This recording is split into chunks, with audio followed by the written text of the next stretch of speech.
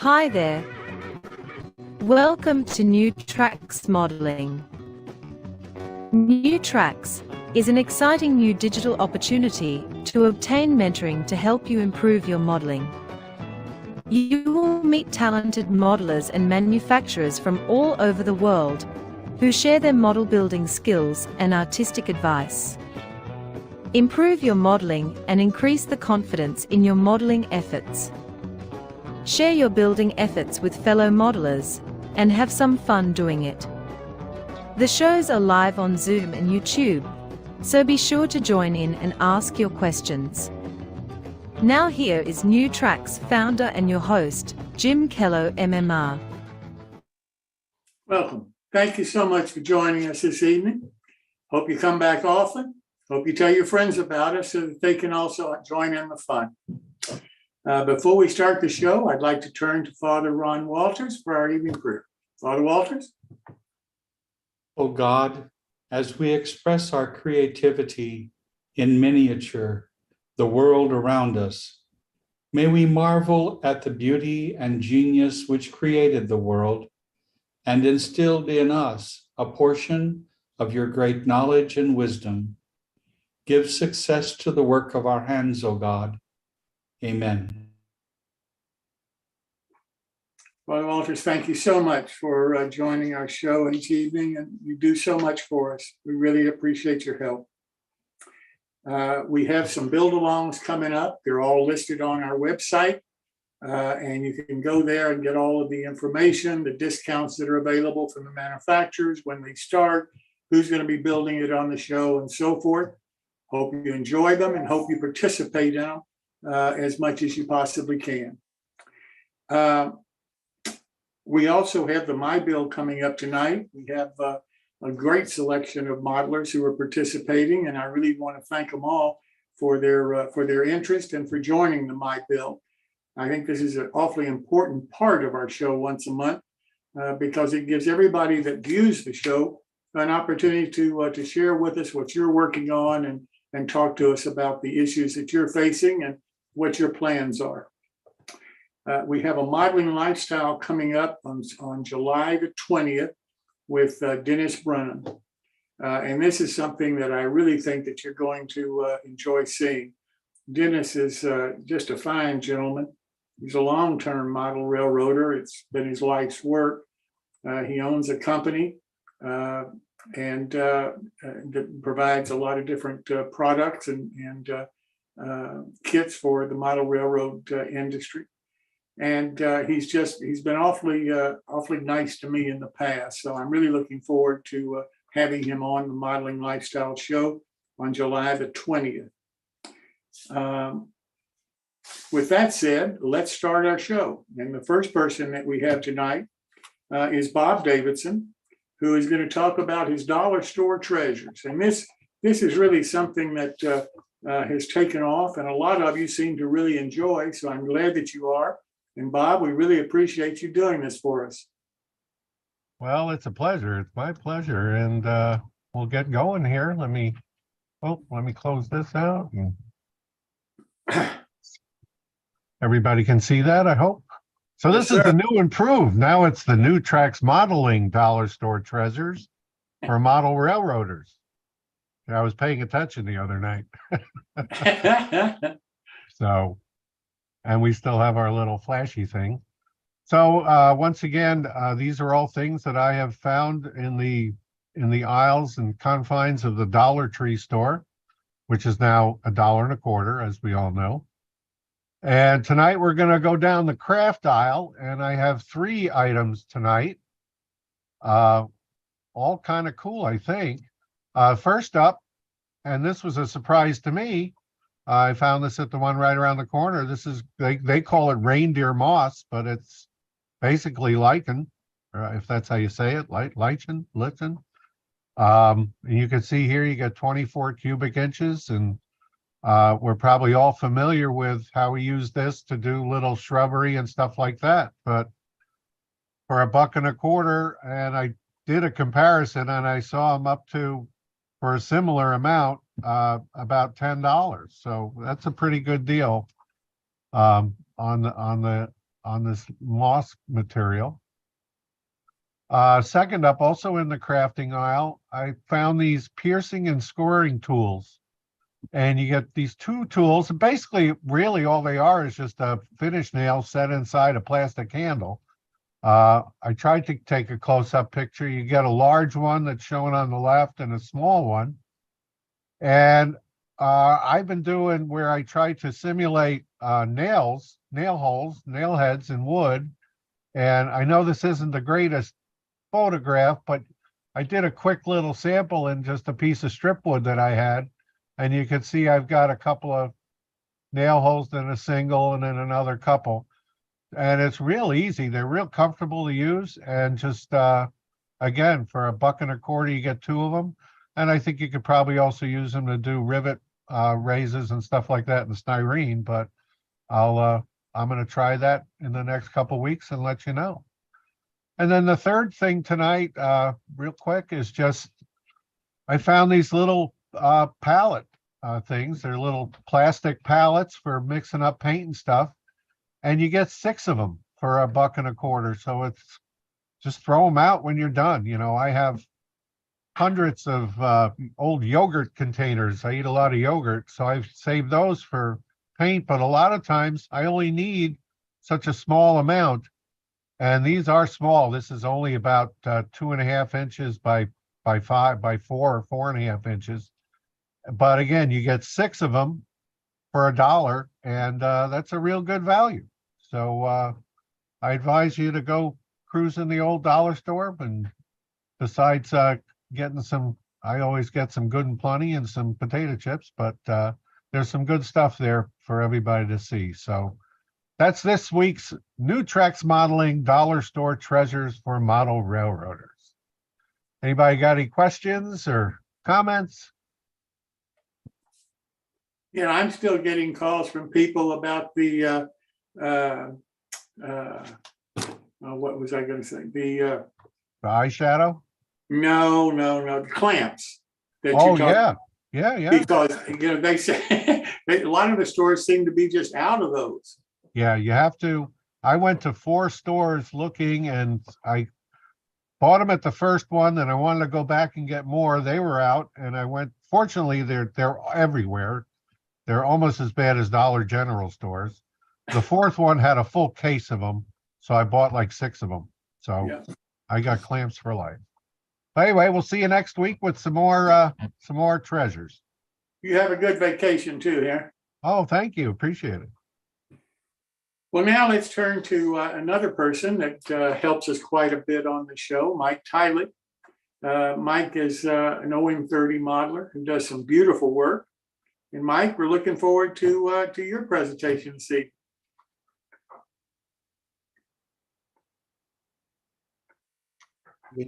You're muted. You're muted, Mike. Now can you hear me? Yes.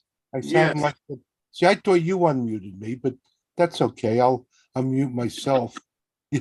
Anyway, thanks for taking me early. I always ask for this because another hour or two I'll be fast asleep, and then you won't be able to see much. And anyway, just as an aside, this is Bethlehem, Pennsylvania, and that steel mill's really there. They've made it into a park, and it's kind of neat. It looks exactly like the Walter Steel Mill, and they've made it into a park with buildings, and next to it is a Native American casino, to be correct, and it has this huge transfer crane in front of it. But it's kind of a neat place if you ever get there. I don't gamble, but I do rail fan, but that's not really what my talk is about. Now, thanks to this time I can see my slideshow, so I'll start the slideshow from the beginning. And today I'm going to talk about Scituate Harbor, which was part of the last section of my model railroad. But to be more clear, I have a finished room the layout is in, and it's cellar where I build it. That way I won't mess up the cellar. And when the piece is as done as I dare go, as far as I can go, I will carry it into the other room and hook it together and lay down lots of plastic, and then it sits in a nice room. And you'll notice some pictures have a cement wall. You for need the to back. start share screen, Mike. Oh, I do? Yep. Okay, let me minimize this now. Hold on a second. I was doing so well. I thought you guys did all that. Okay, last time you guys did it for me. But anyway, let me try to find that now. Share screen. Okay. I know now I click Scituate Harbor. Okay. Still not sharing. Yeah, okay, it says share. I have to press share. There you go. Okay, now I'm sharing it. Okay. That's right. It's been a long time since, I shouldn't say luckily, because when I think of these Zoom meetings, I think of the COVID virus, and I'm glad that's pretty much behind us now.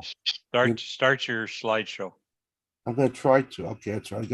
So I had This this show. is- I know you told me there's that little icon down the bottom. Reading view, slide sorter. Over to where it's got a screen and a plus sign Yeah. on it. It's kind of little on. It's kind of little on my. There you go. There's so many windows open this thing. It's I know you have you. about the size of a pinhead. But anyway, you missed my fancy introduction. But this is Scituate Harbor. Now there really is a Scituate Harbor. It's the next town over from me, and it's by the ocean. It does have a harbor with lots of fishing boats. And actually, a novel was written about it once, where there's this lady, my daughter-in-law knows, who lives in Kansas, who's dying to go there someday, but it's just a plain old town. To my knowledge, there was never a railroad in Scituate Harbor, not even a trolley line.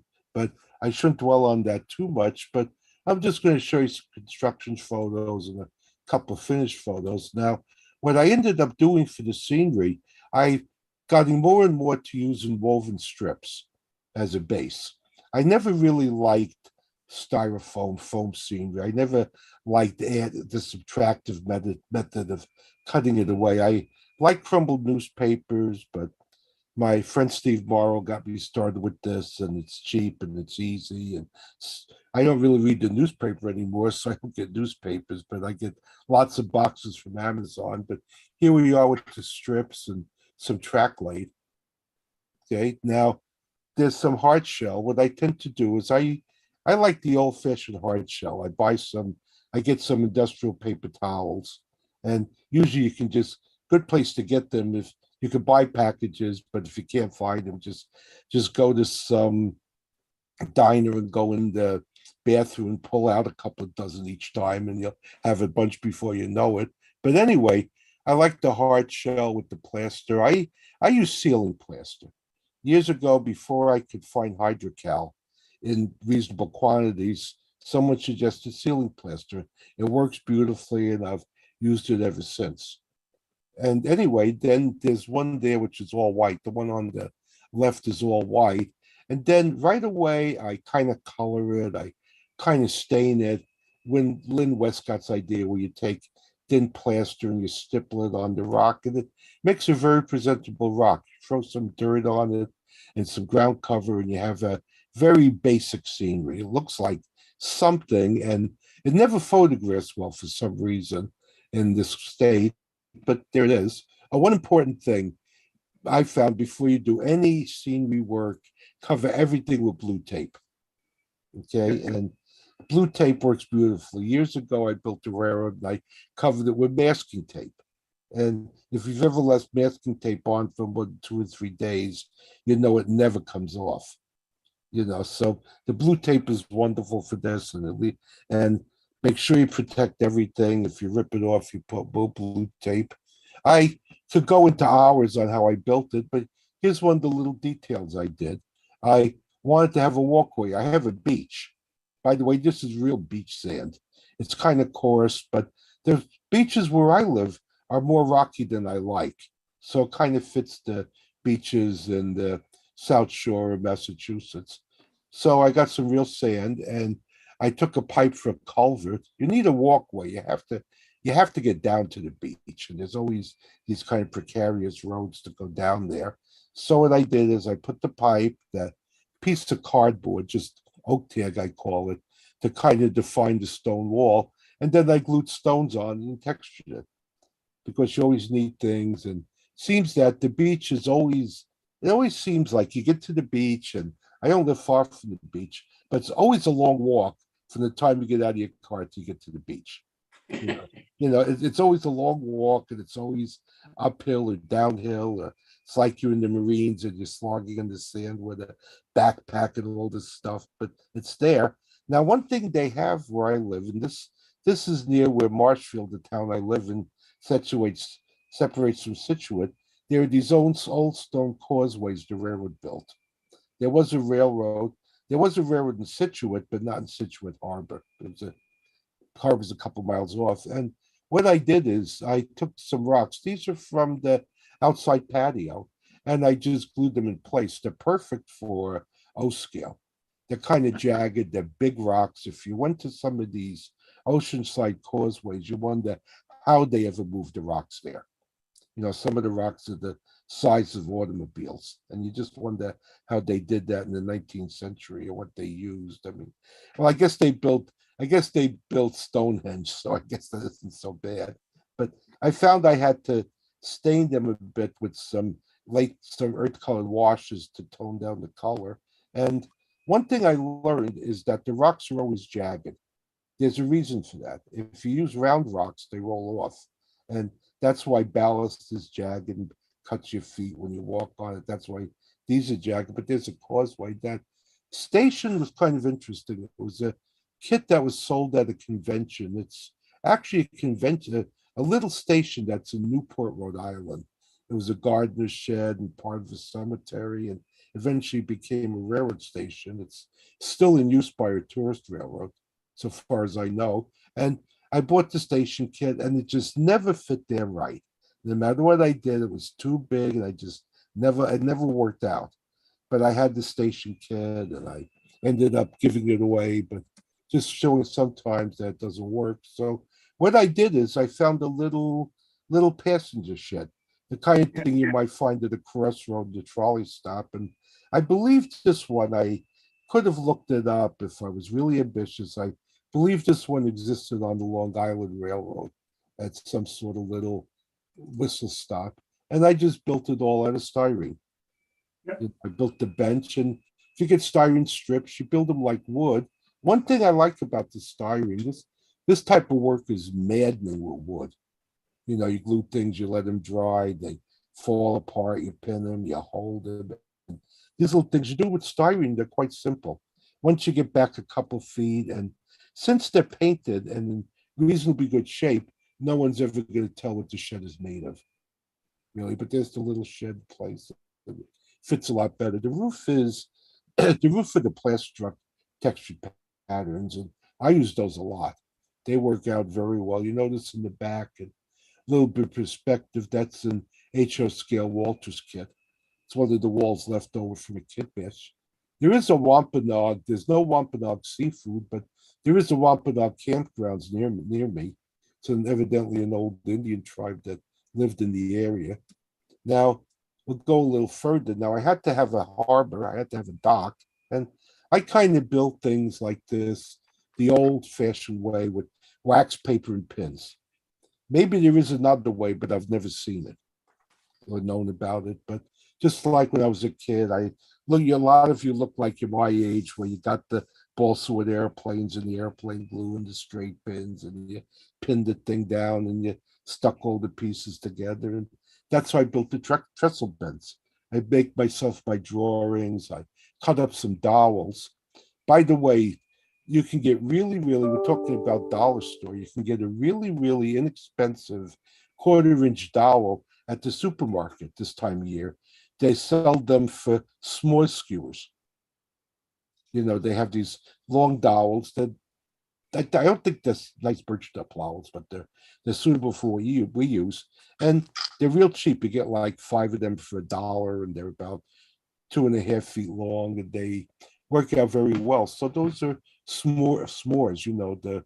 If you don't know this, I guess you know the s'more is the marshmallow and melted chocolate and graham cracker. And then I cut strip wood. I tend to cut my own strip wood. I buy these sheets, like Midwest Modeler sells sheets in all thicknesses, like from a 32nd up to I think 3/8 of an inch.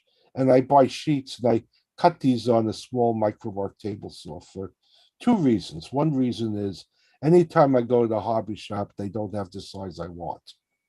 Anytime I go to the hobby shop and buy twice as much as I need, it's never enough. It's no fun to go up to a store, drive half an hour, get something, go home and forget something. This way, whatever I would is just a want for wood is just at my disposal. And it's a lot simpler for me. Now down the bottom, there's the abutment for the bridge and a couple of piers to help hold it up.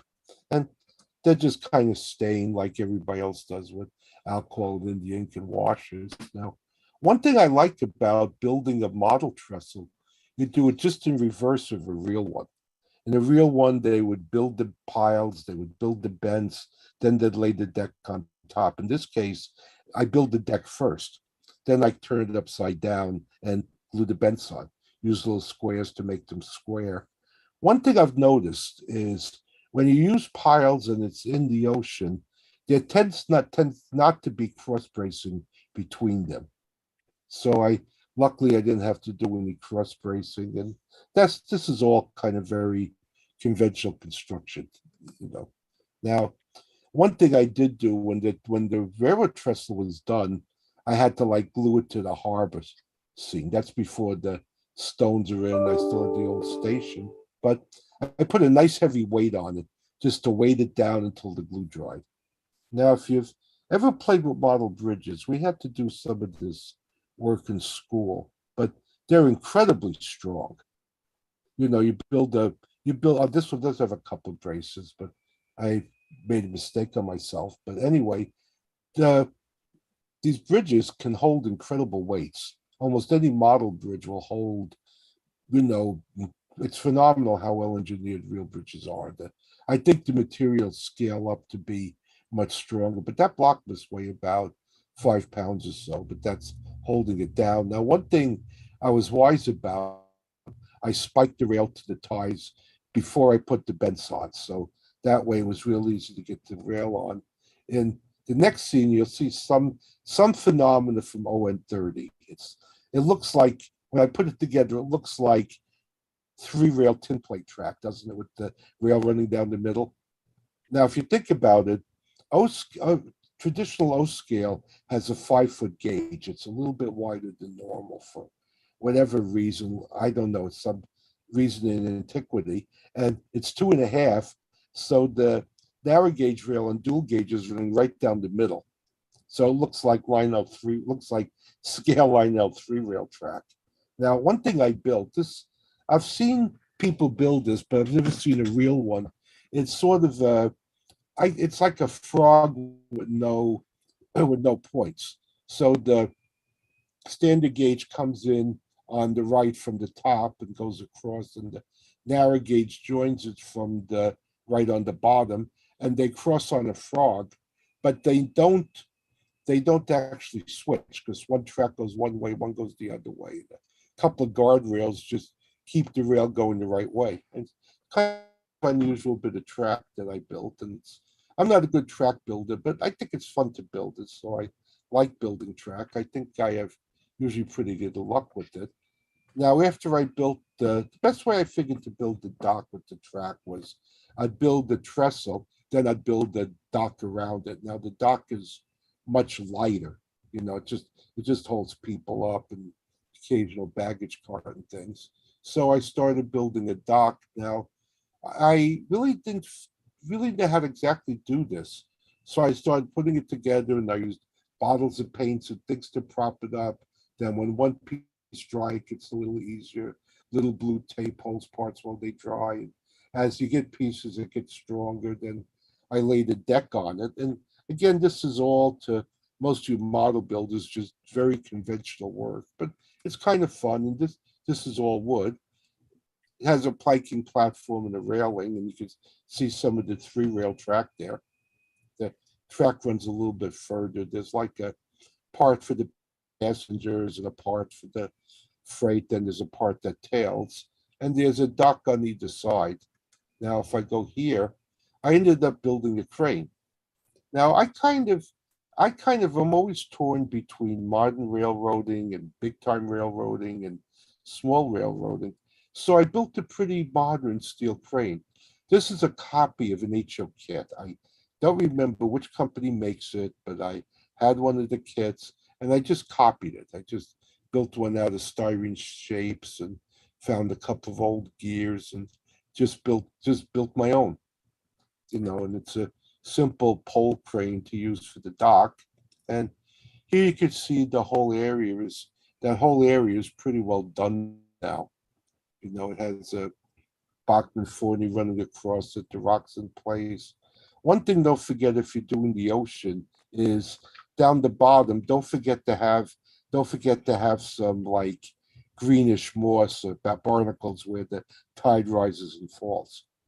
Because it indicates that there's some tide and now there's some junk on it. The building in the back, the Fieldston, that's a kind of a copy, but let's say a altered copy of a real building. My wife used to go there dancing when she was a young kid. She comes from the South Shore, and the Fieldston was there. And one time they had big bands and everything. And then this is the area. The train's going through. Now, in this particular picture, I put this in partly because that there's no water. And I always tend to do the water at the very end. And I'd like to mention a little bit about modeling water. I've seen people do beautiful effects with ripples and waterfalls and waves and foam and all that stuff. And to me, I've never had much luck with that. I've always had the best luck just texturing the bottom like the land and pouring some sort of varnish or epoxy over it. And I have a reason for this.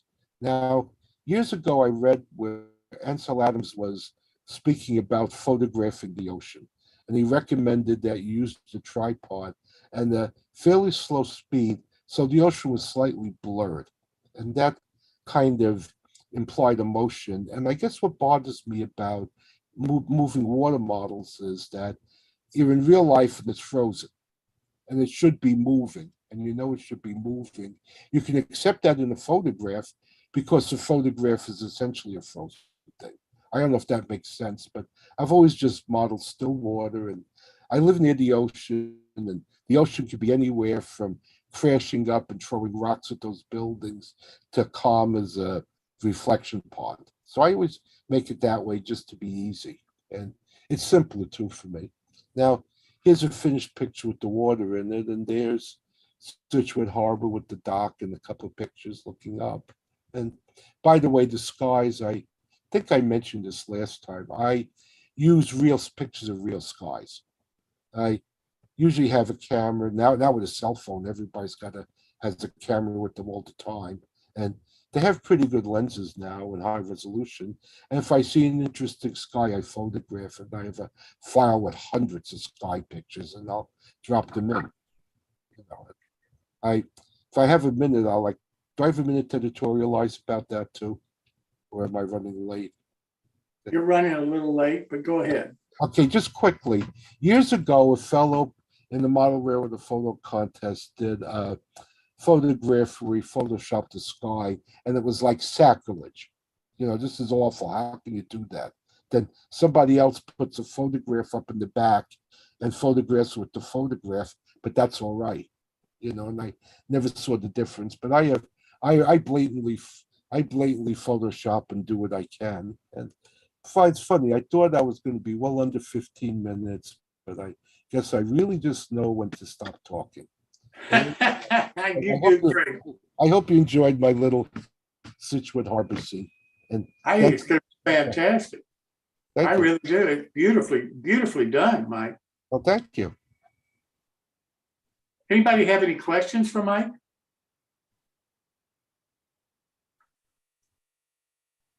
Well, I'm surprised, Mike. It's really Just questioning, Mike, what did you use for your water again? I usually use the 2 equal parts epoxy. Epoxy. The common one is Envirotex. Yep. And Castelite. And I found you can get that stuff fairly cheaply at craft stores like Michael's and AC Ward, stuff like that. Yep, Envirotex. Okay. Oh, Yeah. thank you. You're welcome. Anybody else?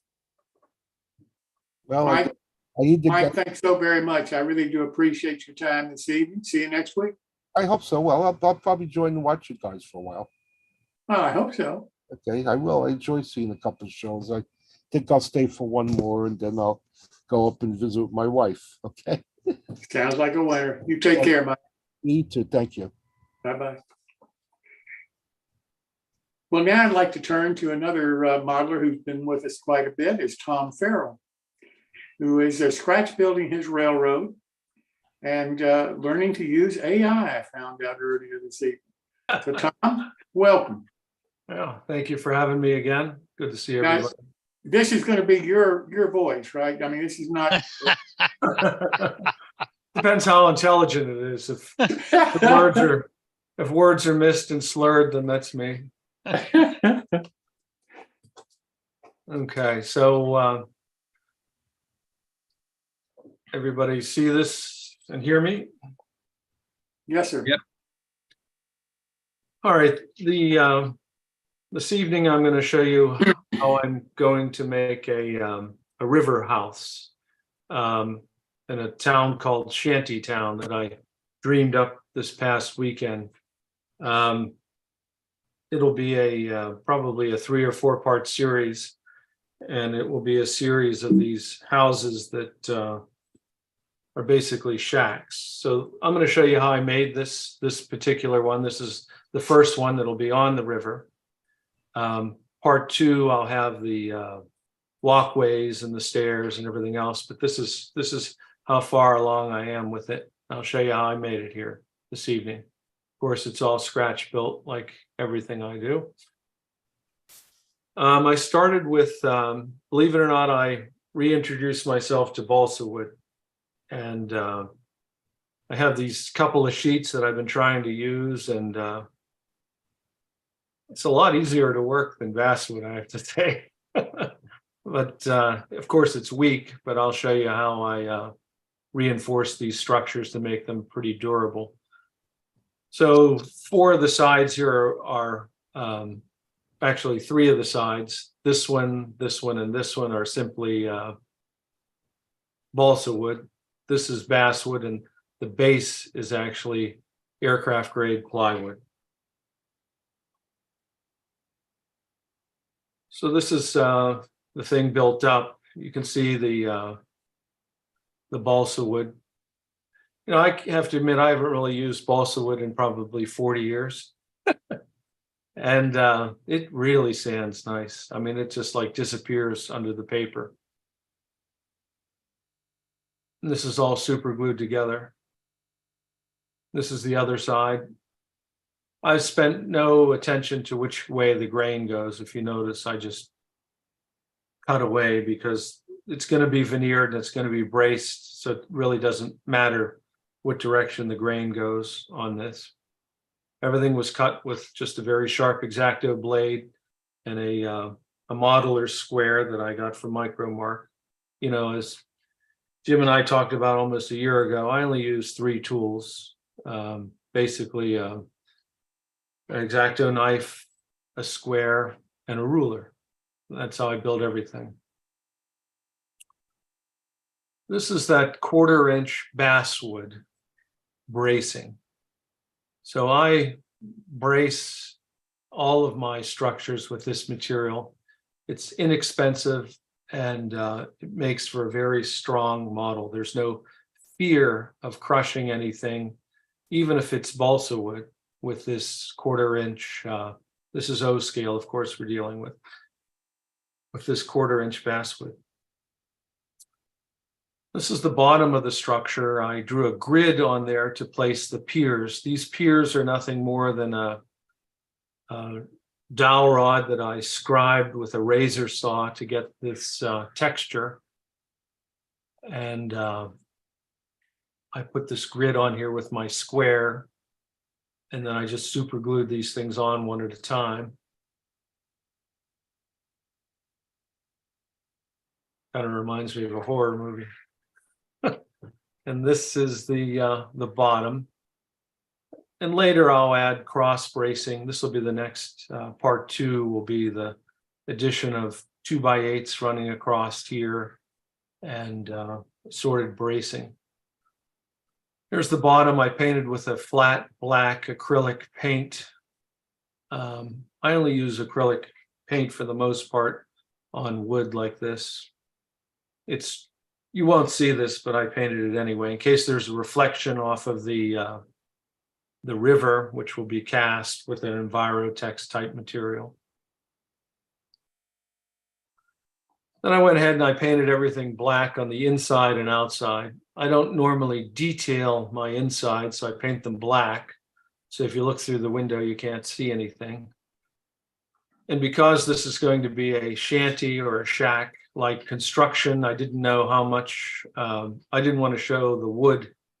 You know, if there were gaps in the siding or in the sheeting, I didn't want to show raw wood. So I just painted the whole thing black. It only didn't take very long.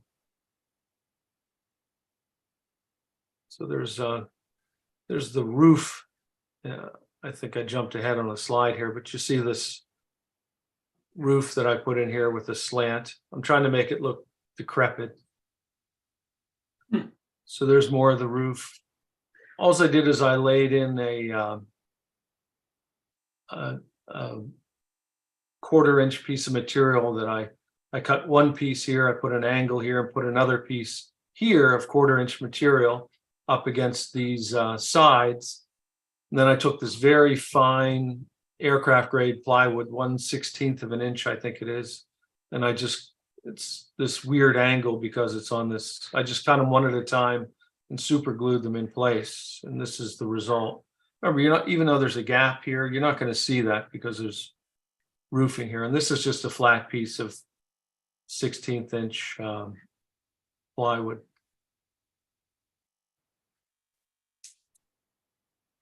This is the siding. This is styrene that I have. It's actually N scale, believe it or not. A big sheet of it I had. And first thing I did is I sprayed it with a green paint, a Krylon paint. I wanted something for the acrylic paint to bite to. I was nervous about painting styrene with acrylic paint. So I put a base coat of Krylon on there of a very similar green. Then I painted this with craft store paint, this light green. Then I just stippled, here's my color palette. I just stippled this green with these dark browns, acrylic paint. And then I added the lighter colors. Now as you'll see in a minute, there's 2 other steps to this, but this is the basic step. Base coat of Krylon, then the secondary base coat of the true color, which is just a light green. Then I start with my darks, then I add my lights, and I just stippled it on there very sloppily.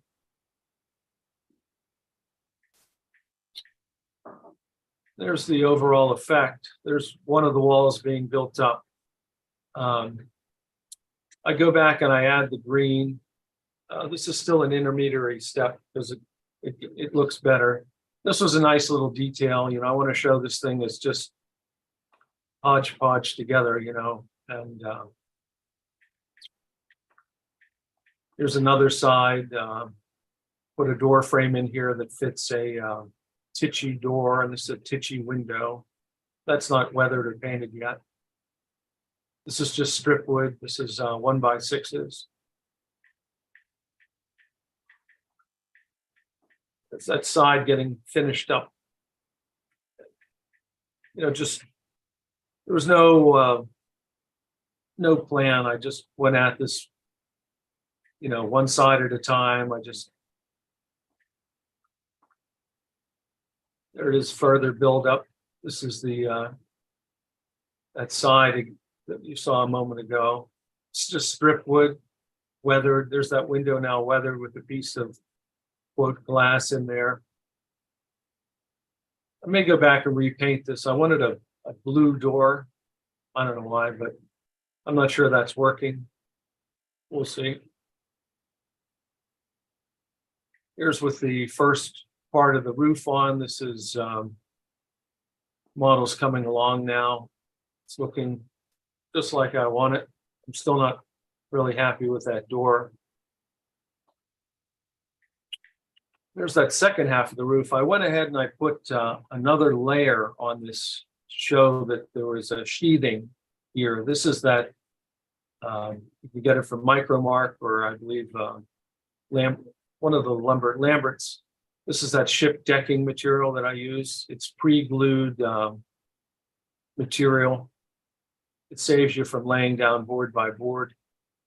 So I sloppily put this tar paper quote on, and then I put some sheet metal up here and some 1x6s just to hold everything down. Now the model's starting to really come alive. I mean, that's some nice detail right here, here. See the variation in color? I went back and I toned this with a little green, and I made this wood a different color than this wood because it was put on at a different time, theoretically. And very nice effect. There's more detail roof. I just took some, this is real metal from my scrap bin. I just cut it with scissors. I painted it with a like a primer, Flowquil primer. Then I put the acrylic paints on the Flowquil primer so it have something to bite to. Then I super glued this to the roof. There you can see some of that ship decking showing through. And this detail here was added with a black magic marker.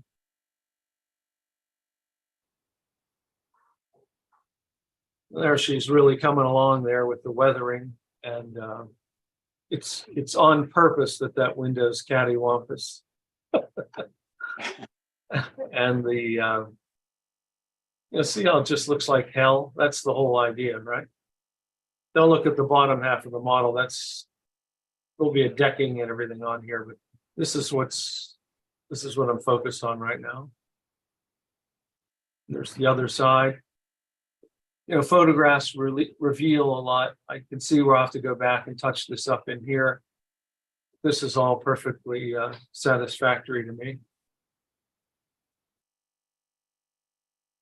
This is where it's going to go. So I'll put 2 or 3 structures on the river bank, and then to the right of this, I'll put 3 or 4 decrepit houses. I'm going to call that shanty town. So it'll just be, rundown section of the railroad. So next time I'll be putting on these walkways and railings and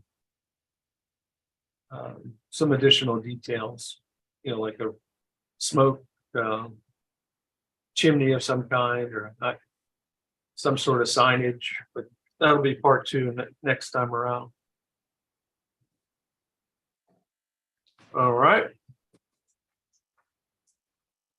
It's looking awfully good, Tom. Where did you get the idea for this? For the scene? The whole scene Yeah. from a Mark Knopfler song from Dire Straits. He has a song called Shantytown. Okay. And then I just had a brainstorm to put one on my layout.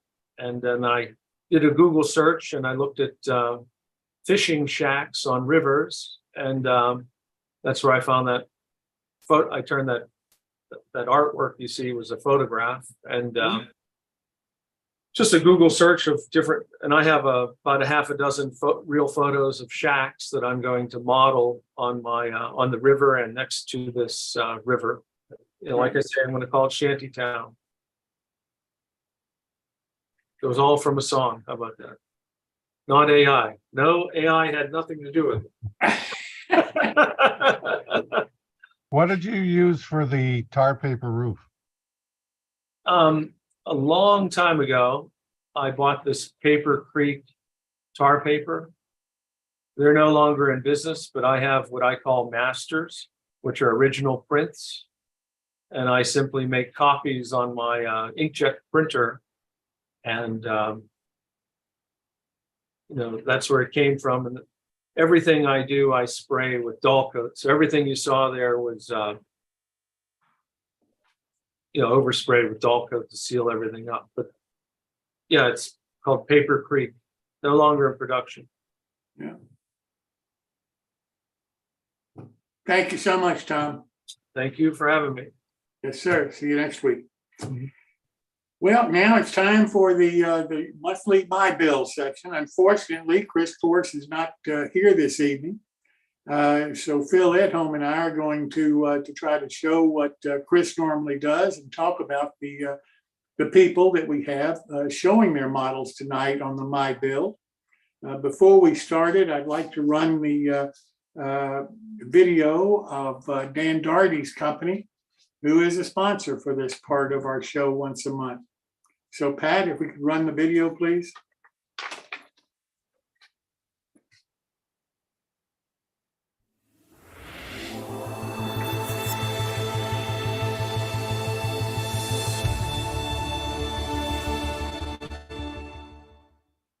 Welcome to the world of scale, O&S railroading. We are your resource for all O&S scale modeling. Both our magazines are advertiser supported and free to read online, download as a PDF, or even print. All advertisers are hot linked to their website, so if you see something you like, just click.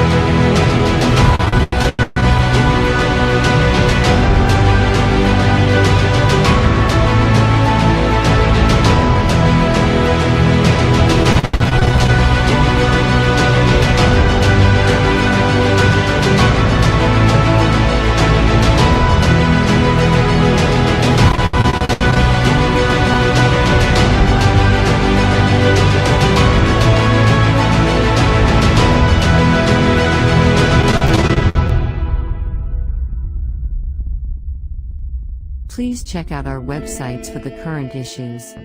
All back issues available free for the O-Scale Resource and the S-Scale Resource magazines.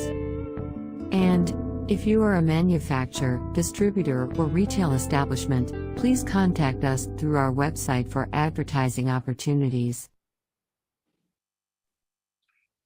Well, let's get started here, Phil. If you can, I'm going to put up some slides here and we can walk through a bit of a slideshow here. sounds like a winner. So this is MyBuild for June. And this is the water challenge. So if we kind of jump through here, our first builder is Martin Brechbiel. Martin? Oh, goody. My enthusiasm is just contagious, I'm sure. Is there another slide other than me? There is. There we go. Good, I'm glad, because there's no, while I'm 90+% water, I don't think that's enough to qualify. And I don't have any scenery water pictures to share with you. I merely have various containers. And there's a brass tank that I built and soldered all up out of whatever it was, brass that was laying about in my shop, to put on the end of this car, as well as a little dome and hatch with a hinge. And there's actually a valve and a pipe at the other end. Not quite sure why I put it that end, but it went at the other end. Blacksmith car. I think it's the second one of those I built.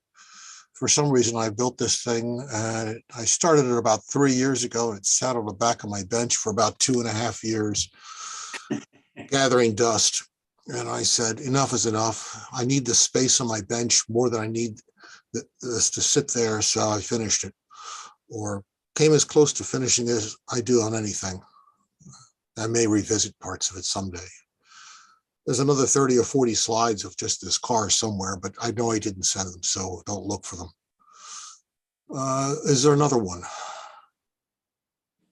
Oh, what do you know? There's a tank of water from my Cumberland Valley.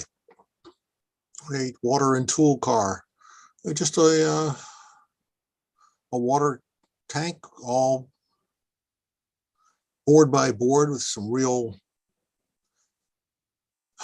brass that holds it all together, wrapped around it, that are all soldered in place. The bands, I actually force fit those over the wood.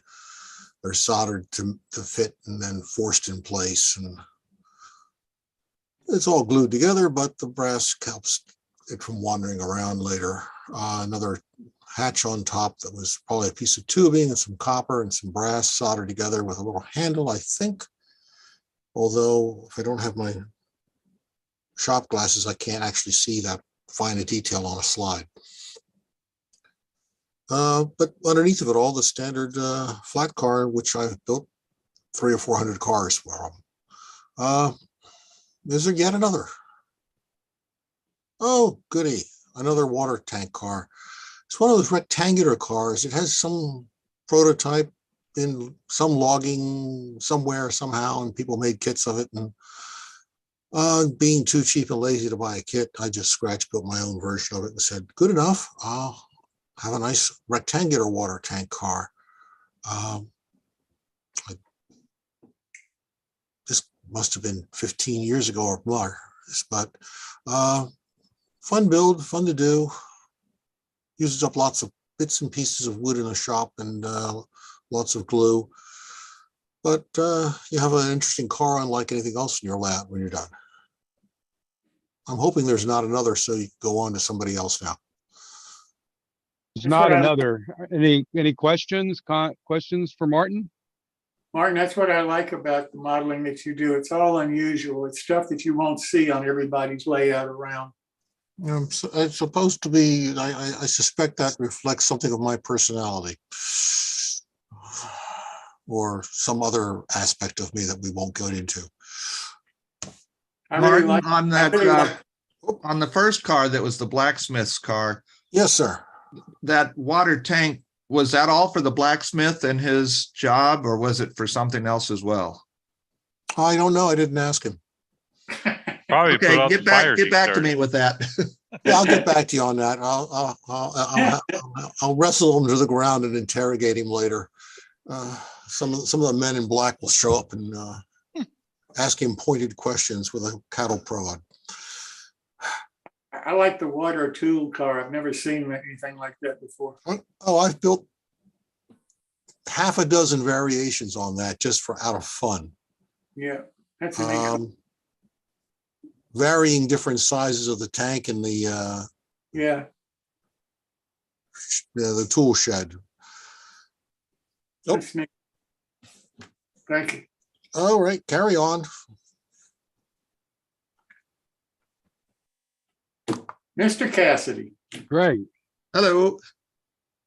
I sent a bunch of pictures of this one piece to Chris and told him just to use the best. I don't know how many he used. You got about 6 or 7. Oh, he probably used them all then. Yeah. Okay. You just want me to walk through them slowly, or? Yeah, let me give you comment the backstory first. This is a water modeling feature. It has nothing to do with model railroading, though. As some of you know, one of my other hobbies is Halloween displays using Lemax and Department 56 Spooky Town pieces. And every September, I start setting up a Halloween display for trick or treat night. And I'm always looking for something to add to it. And I was at the Timonium show and saw a guy selling this kit, which is made by Jaguar, and it's for military modelers. It's 1/35th scale. And I looked at the picture on the box and said, I'm going to be doing a town scene on my Halloween display this year. If I can make that fountain really cruddy and scary, I can use that. So for $1, I got it. And it contains all of these resin pieces that you see. Now I pieced them all together. Yeah, you can go to the next one. I pieced them together after cutting off the flash, and this is basically what it looks like. And I said, yeah, I can work with that. So next slide. Yeah, I used some resin primer and sprayed it, and that was going to be my base color. Then I went over it using a sponge and some gray paint to give it some tone, and that varied the shade between those two shades of color. Next. Then I used a dark wash and went over that to bring out all of the detail in the cracks and crevices, and then used a dark gray paint to highlight some of the metal pieces that were holding the tank together. Next. Then I mixed up some Mod Podge with a couple different colors, and I put that inside. This is after I had glued all the pieces together, and I tested it with water first to make sure it wasn't going to leak. After the Mod Podge dried and gave it that kind of icky green, I mixed up some Envirotex and poured that in on top of it and let it just settle there until it cured. Next. Then I went back over it with some pigments to give it some shading. And I had already done that before I glued it all together. And then the last step I did was using some of my oak leaf that I've ground up and put them around. And I used a little bit of Envirotex to give a leak where that overflow pipe was coming out. And I had also used some of those pigments for shading the rust and some of the green stains around the base of it. Next. And so this is what's going to go in the town center in my Spooky Town display. And I think I'm going to have some type of skeleton hanging over the edge of it as if he shouldn't have drunk out of it, maybe. So that was my little modeling project that included water. Some of you may not know, but Greg is a very well-known, award-winning, I might add, modeler in this other hobby that he's talking to you about. And you ought to really be proud of that, Greg. That's a great honor. Yeah, well, it's it was a little bit of a diversion because it wasn't, railroad or structure related. And it was a lot of fun. And It just, military modelers have a lot going for them. All right, thanks. Thank you. Hang on, I got to get rid of the spotlight on Greg here. I got to find him. Uh-oh. There he is. Okay, so I guess I'm next. I added a few in here. So I thought these are a couple of module pictures. What you see there on the bottom right, that's actually set up at Hiller Air Museum, which is on the peninsula south of San Francisco, next to a private airport. So that's kind of an example of what our modular group does. This is another view of the same event. The two modules I'm going to talk about are the two that are on the front on either side of the unfinished hill. On the right side is a module, actually the first module I built when I got back into model railroading, which is a Sierra module. And the one on the left is the one I've been building that is actually a Moss Landing module. So I thought I'd talk a little bit about the water on those. So this is actually that Sierra module, and you'll notice that it was designed with a kind of a combination of a lake you can see in the right picture that becomes a stream in the left picture. So those were actually done. The lake up above was done flat, painted with black and brown, dirt and stuff brown that brought down into it. I actually used magic water for it. What I did was taped along the front board and some black electrician's tape and locked that on really tight to hold that edge to edge on the module. And then the other end, right over below the guy diving off, you can kind of see where it goes back. That actually flows across under the bridge on the other side. And what I did was I actually set the rocks up there so they were a little higher than the bed of the water level in the upper level. So I actually poured in the upper level, and that let it actually run through down to the lower level. So this is the view on one side. This is the view on the other side. It kind of comes through at the top there under the bridge from the location, and then it runs down through a little channel under a scratch-built bridge there. So I thought it was a pretty cool scene, and it's one that a lot of folks like to see, and you can see it up really close. Having the bears there makes it very interesting. The second module is the one that I'm building now. This is actually not finished. So I'm going to show you kind of some build photos. What this has is a combination of a fairly long pier with the buildings, and then at the other end, there's the plexiglass building will actually become a cannery, and beyond that then is a pier that's made on the that's for a fuel pier based on the Monterey Bay fuel pier. And I want to show a couple of pictures back because these were some water preparatory pictures. The water hasn't been poured yet, but this is not the minnow. It's actually a model trying to model a Monterey fishing boat at the pier getting gas. It was a resin kit with the superstructure of the fly bridge added on it.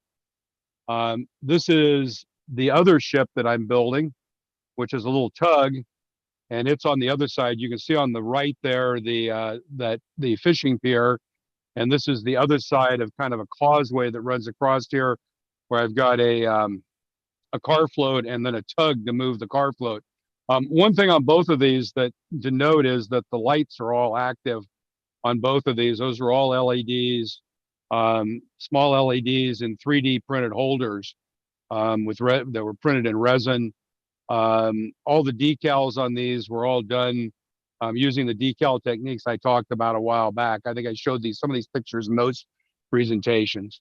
And this is just another picture of the pier and kind of the preparation for pouring the water with having barnacles and stuff on the bottom of the pier posts. So that's it. Any questions, comments?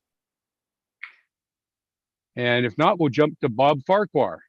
Well, before we go to Bob, Phil, let me make one comment here. I need the photos that you showed tonight. I don't have those.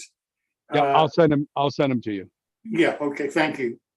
Sure. Okay. Now, Bob Farquhar. I've heard of him. I think there's only one picture, isn't there? Hang on, I wanted to put your spotlight on you and then go to your picture. There we go. All right. Excellent. No, me seeing this one before, but this is about 5 foot from left to right on the pier part or the water part of it, and about 4 foot from the front to the wall. And the structures start in the front there on the right hand side. That's Foscale Department of Docks. I'm calling it the Harbor Master. The next building was kit bashed from full steam ahead, is no longer in business. And the next building with the ramp going up to the boat, that's the Sierra West. Can't remember the name of the kit now. And the next one is Sierra West as well. I stretch build the pier to the left there. That's a Seaport Model Works boat there. And the next building is from Builders and Scale. And that's a dry dock thing in there. And you can't see almost to the post there. There's another building is from Arkansas Models, and it's a toad suck canning factory. And the only thing is that's all resin, and it was I bought this kit. I've been trying to get it for quite a while, and it was just a piece of garbage. And I scratch built this thing based on the sizing of the kit. So because I couldn't use any resin pieces at all. And then Lighthouse is from a Builders and Scale as well. I changed it out later on into a taller lighthouse, but anyway. And the water is just painted with a black green Tamiya paint, and use the golden heavy gloss gel. And then you can make the waves and stuff like that too, and make the around the piers and that have the water swirl a bit. So yeah, that's it. That's good looking. That really is. That is good looking.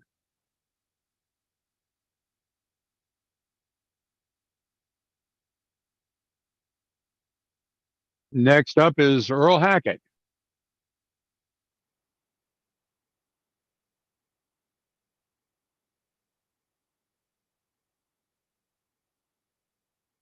Are we missing Earl? No, he's here. I'm here. I got to unmute myself. There I am. There you are. Yeah. All righty. Go ahead. Put the first one up there. There you go. All righty. This is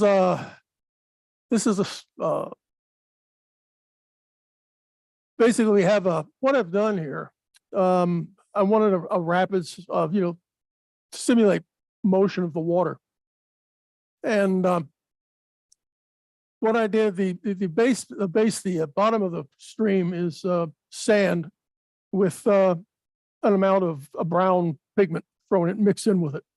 And then I very gently flowed some epoxy across it to set it in place.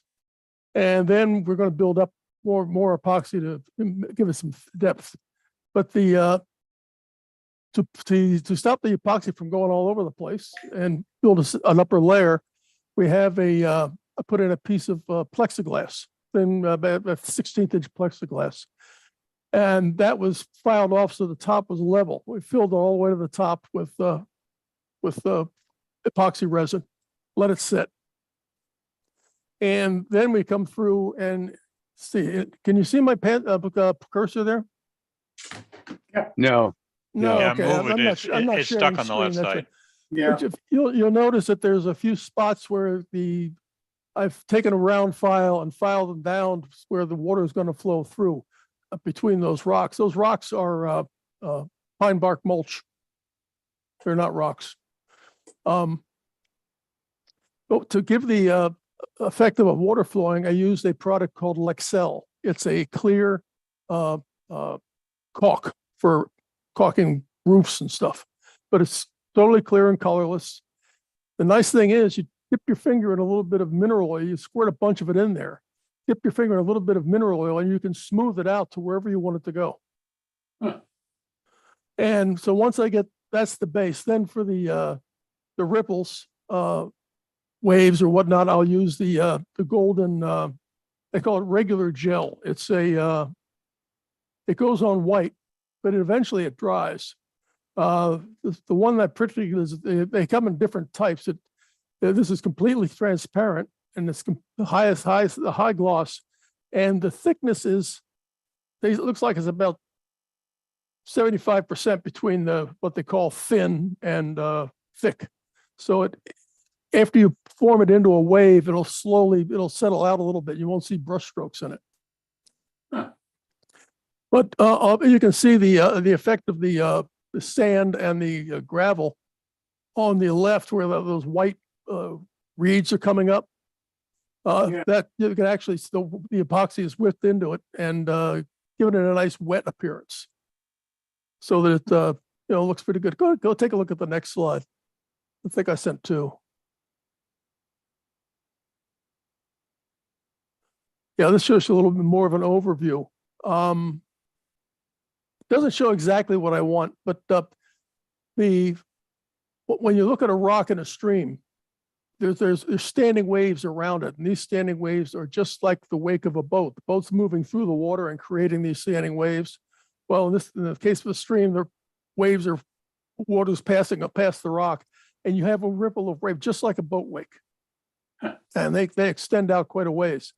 And that's what I do with the gel. I just made these standing waves, and then after they set up, dotted up a little bit, messed it up with some brush strokes and everything, so you just have random ripples on the surface. These gels, go on as a white. They're white and pretty opaque, but give them a little while and they dry perfectly clear. In my case, it took almost 2 months for them to dry to where you didn't see the whiteness in them anymore.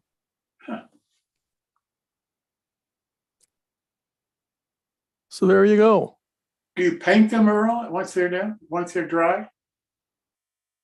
What you could put a little bit of white paint to simulate foam. Yeah. But I found that my lighting created such reflections and everything, I didn't need to. Oh, okay. So what you're seeing there, all the coloration there is all light reflected from the overhead lights. Ah, gotcha. Very nice. So Okay. any questions, anybody? Yeah. Earl, Yeah. are those your PC or your 3D printed girder bridges scattered all over your water? No, those are kits that I'm kit bashed. I believe they're Central Valley, but yeah, I kit bashed them up pretty good. But no, this is before I had 3D printing available. Cool. Thank you. The lumber I like the stacks. colors. I like the colors of your trees. That's very realistic. Yeah, that's a what did I use? It's sort of a yellowish. It's a yellowish green. I use a combination of colors, but I don't like the. I'm modeling the West Virginia in early October, Yeah. and so you're starting to have the colors coming up, but I don't like the real super. They don't have all these bright reds like they have up in New England. They have more of them. They're mostly oaks and beeches and conifers. So they don't have the real bright reds that you see elsewhere. Right. Very nice. Yeah, those lumber stacks on the right, those are modeled after stacked ties that I saw at the Green Springs tie facility that we had a tour on one time when one of the East Mid-East region meets. It's all gone now. But I've got enough pictures of it. I can model the little cars that carry the ties into the autoclave and everything else. So made for an interesting model.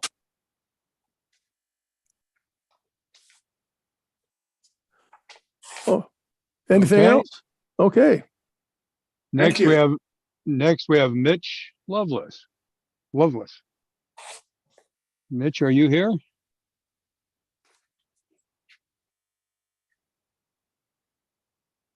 I know he was. I saw him earlier.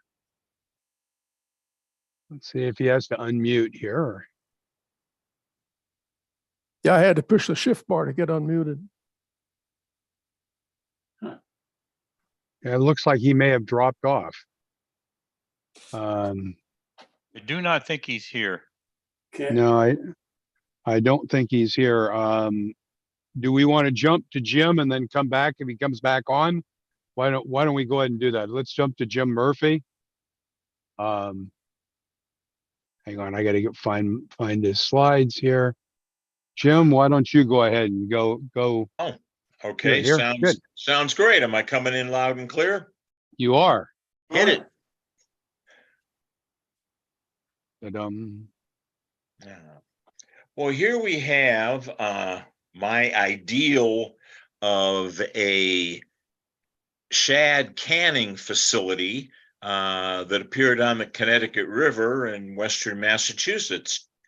And a little bit of imagination. You see the morning local, the Mikado from the Berkshire Short Line, is shunting cars up there. There is a warehouse that you see first. In the background is a canning facility. Shad was periodically found in the Connecticut River. They're a fish a lot like salmon. Don't taste as good, but they live in the North Atlantic, and then they come upriver, primarily the Connecticut, to spawn. And during that period of time, that river is, you say, you can almost walk on the shad. So they were never commercially produced, but somebody put up a canning facility, and there are tracks going out past the cannery building and the warehouse. And behind, you see another rail spur that comes in there and runs out onto the dock. We'll cover some details on the water. What's noticed there is that you can see the water right off the top, and that is heavy gel medium. Again, the golden clear medium, the kind that takes a couple of weeks to dry. And as it started to set up, a popsicle stick and a little patience made the waves, so that it appears as though the wind is blowing up against the sailboat. It's properly trimmed, heeling in the wind. The water's a little bit choppy. And then after everything was dried thoroughly, a little tiny bit of dry brushing to put some white caps on the water. We've talked a lot about wharf construction here. These are individual dowels in the base before the water was put down. Now you can see the individual pilings. Also, if you're careful, you can simulate the shadow of the pier in the water, which is pretty what you expect to see. So you can see that the sun is coming from behind the pier overhead, casting a shadow onto the pier, and you paint that onto the surface. And then when you put the gel medium down, it gives you a nice shadow effect. This is a scratch-built wharf.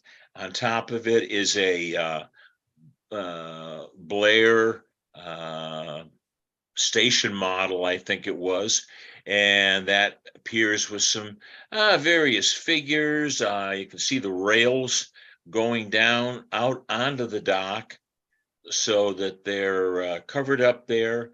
And we've got details added on. We've got fish. These are some hand carved shad in the bins there, waiting to be either iced and then put in refrigerator cars, or just after they've been processed, to go back up into the cannery building to be turned into the into canned shad, which I'm sure is a delicacy. Various stains, all hunter line stains all over the deck here to get the various effects. Individual boards down there to make the surface of the dock. Go to the next one. Next slide. And we'll see some, okay, here's a little more close-ups. There is a crane there for offloading the shad boats. And we've moved a tank car in front of the cannery to provide vinegar and or lye, which was used for canning the fish. The little more detail on the dock itself. Certainly adding tires was bumpers for the dock, a little fuel tank up on the side, and some very bad puns pasted all over the dock and the cannery and the facilities that covers up all that. Anyway, this is the final coat on this, and some of the areas was realistic water, just to give it that little bit of extra shine. But the waves and the white caps are from gel medium and stippling to get that effect. Okay, I think that's the last slide, but if we could maybe go back to the first one, we could find that. There we are. This is a lifelike supply house. This is an old Keebri kit, a Blair Line roadside stand, and all the various backgrounds in there. My lovely wife, Ms. Nancy, painted the backdrops back there, clouds and paintings in the back there to complete the scene. Any questions? That's gorgeous, Murph. That is just gorgeous. Little sailboat. Is that a kid or did you scratch it? That's an old Fowler, I think just like a dime store kind of kit. But I used to have a sailboat just about that size, just a single masted.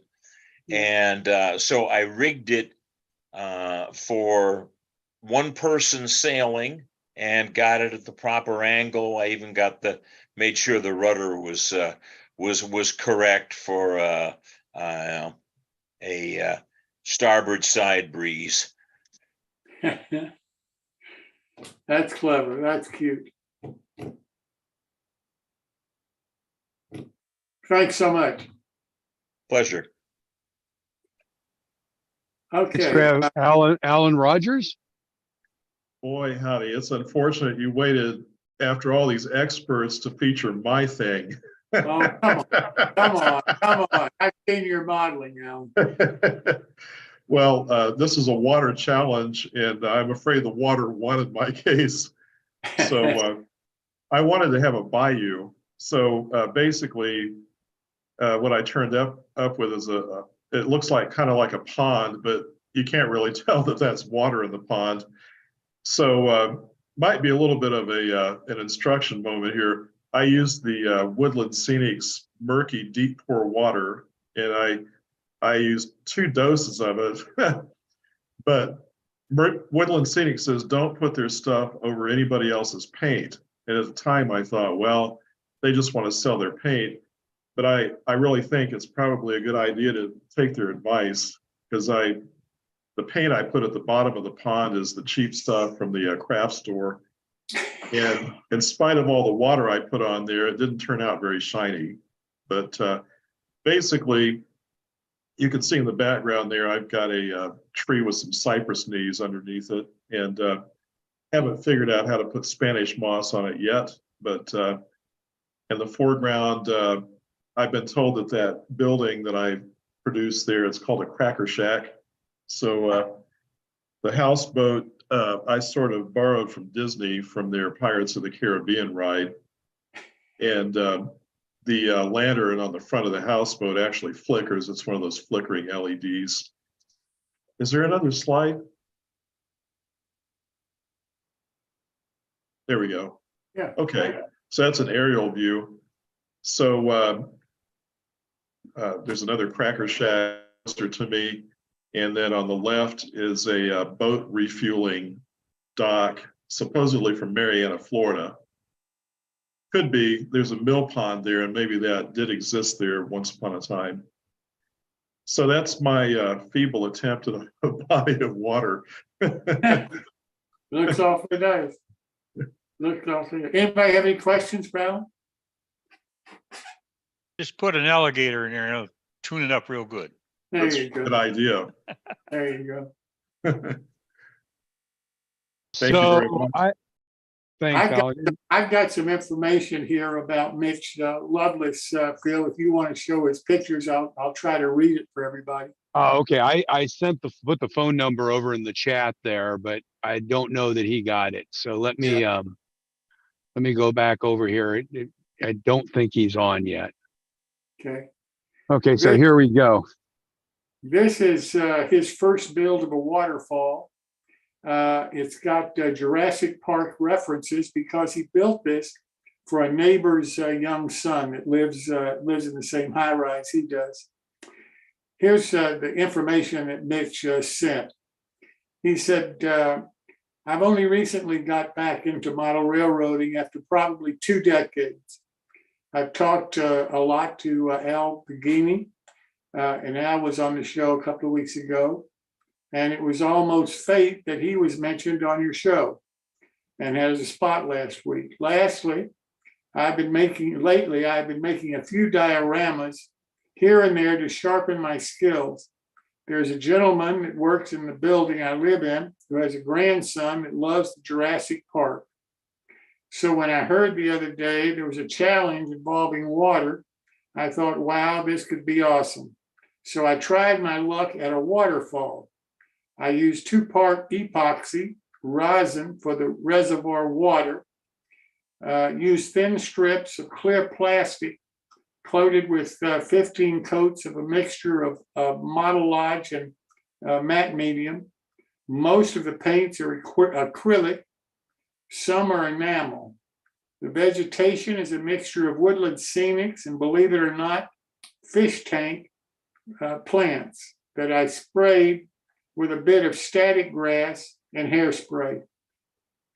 The majority of the grasses are made by hand with the filtered sawdust method. The larger outcroppings on the mountain side of the waterfall are Woodland Scenics plastic cast, whereas the rocks at the bottom surface are actual real stones from the parking lot near my high rise, which I painted to suit the purpose. I would love criticism on this piece. As I mentioned before, I'm only now getting back into the hobby. And when I was younger, basically all I did was run trains in an oval. So with that being said, thank you guys for even thinking about putting on a contest like this. I may have never ever created this piece or learned some of the skills and mistakes that I have while building this. Sincerely, a big fan of the greatest hobby, Mitch. And Mitch is exactly the kind of modeler that we were hoping, along with the highly skilled modelers, would want to participate in our MyBuild, because it's really a segment for everybody, regardless of your skill level and what you're trying to build. I think he's created something really unusual here. And obviously he's wants to become much more involved in our hobby. So Mitch, I think you did a great job.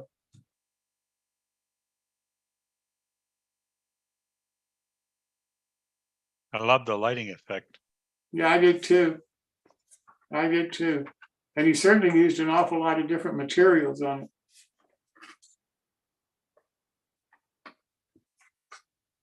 Phil, is that the last one we have for tonight? I think it is.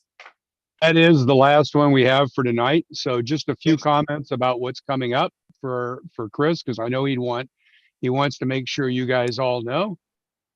So the next MyBuild will be July 19th. Yep. That'll be, again, just a basic MyBuild. Try to get your photos to Chris by July 15th. Railrunner 130 at Hotmail. I'll put that in the chat right after we get done here.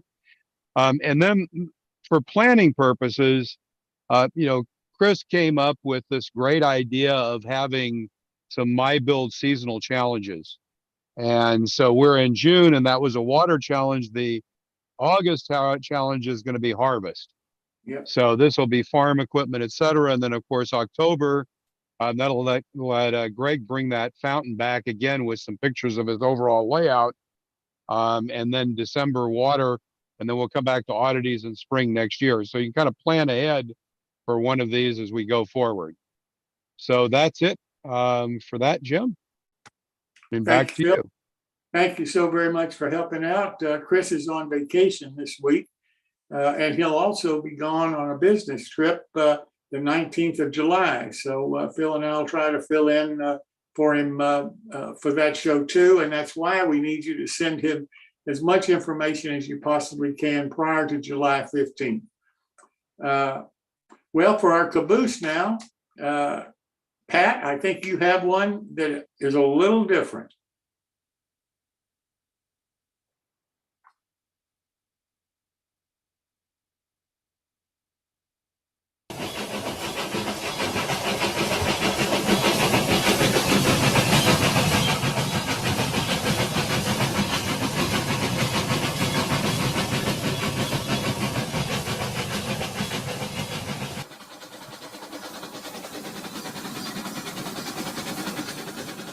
Kind of goes along with the water theme.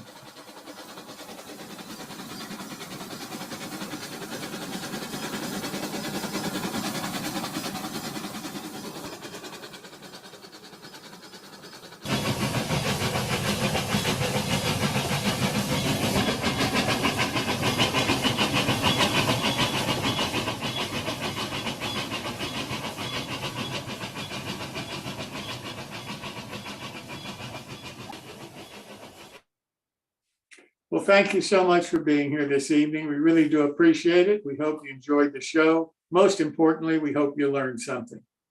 Till next week, happy modeling. And thanks so much for coming.